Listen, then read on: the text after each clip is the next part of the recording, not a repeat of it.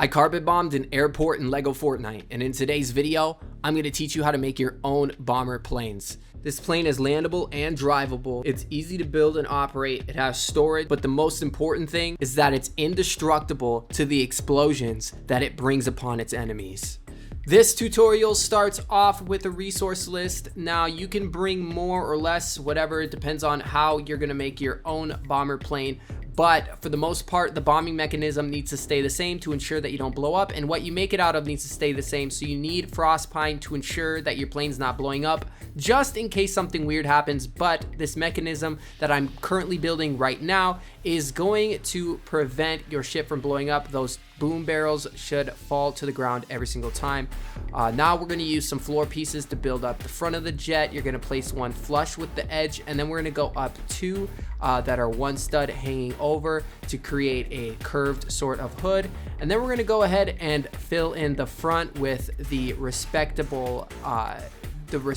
length pieces, putting a 4x4 floor piece on top to make that hood, and then adding our medium power center behind. We're going to go to the side of the plane now, add the 16x2 floor pieces flush with the edge, and then do the same thing that you did for the hood, moving one stud in for two pieces as well. And then on the inside of that, you're going to take your 8x8 ancient floor and you're going to fill in that hull perfectly, just like that. This is what it should look like. If you have to slow it down, make sure you do that. I was just trying to be efficient this time. I know that some of my videos can get a little bit long. Now for the front, go ahead and add yourself some Tatooine wall beacon lights or whatever lights you have available.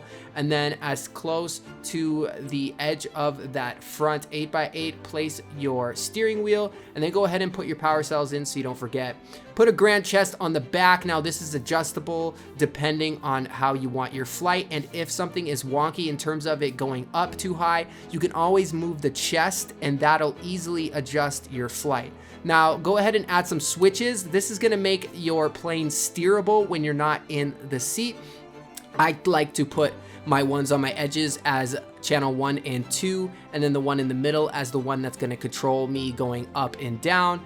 And if you look on the back side, this is kind of what it looks like. You see the gap where we're going to be dropping our boom barrels. We're going to go ahead and add in the last final piece of the body here, that part being those engine thrusters, stacking those 6x2 ancient floor pieces the exact way you see me doing, or you can make your own size of thrusters. It doesn't really matter, but the more pieces you add, the heavier it gets. So you need to account for that by moving the thrusters backwards or forwards to get the appropriate lift in the front or the back, depending on where you move certain pieces of this build. So go ahead and repeat that engine on the other side, and here you go. You've got the base of this ship made. Now you just got to really add in the details, like the thrusters that are going to push us forward and the directionals, and also the thrusters that are going underneath. So we're going to take a 6x2 and go inside of those thrusters that we just made,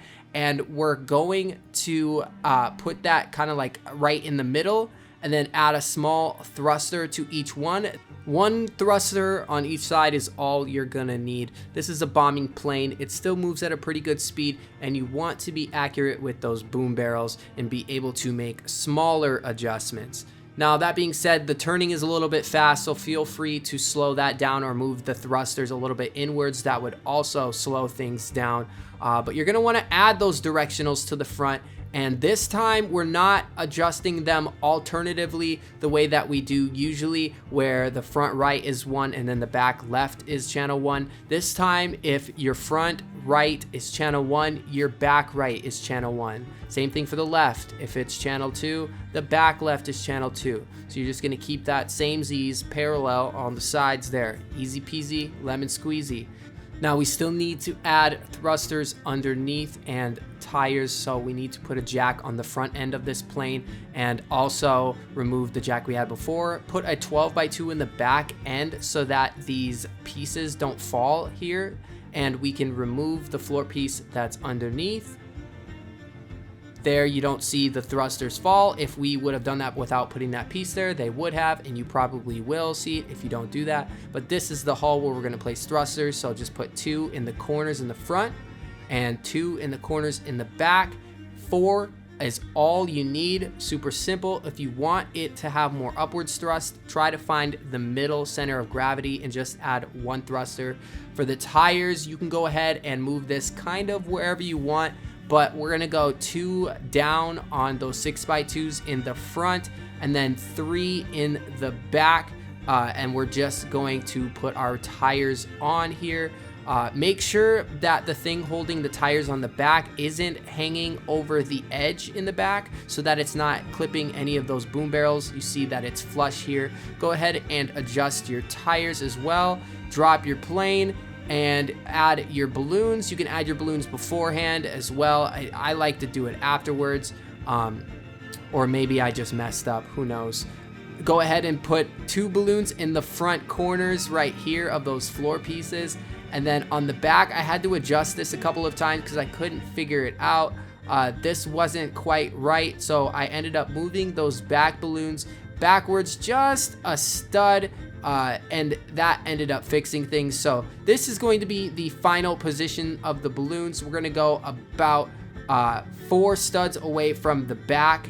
Depending on where you put your chest, it should look like this. Or I guess you could line it up with those engines. It is 2 studs away from the back of the engines, and this got me the perfect flight that I wanted to start dropping bombs on stuff. Now, to do this, you just hop out of the seat. You won't fall off because it is a wide and big enough vehicle. And then from here, you just go into your inventory and you grab those boom barrels and you just start tossing them off. Now, if it is difficult to get it to register, you can always add another floor piece onto the back. Just make sure it's frost pine so it doesn't break.